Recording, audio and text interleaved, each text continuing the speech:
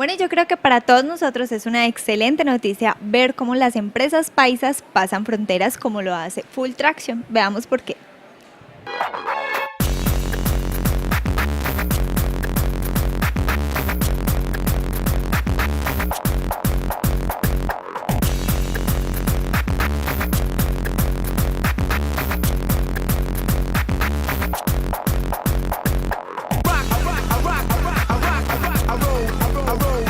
Bueno, estamos hoy aquí desde el Cabo de la Vela, estamos en el rally de La Guajira.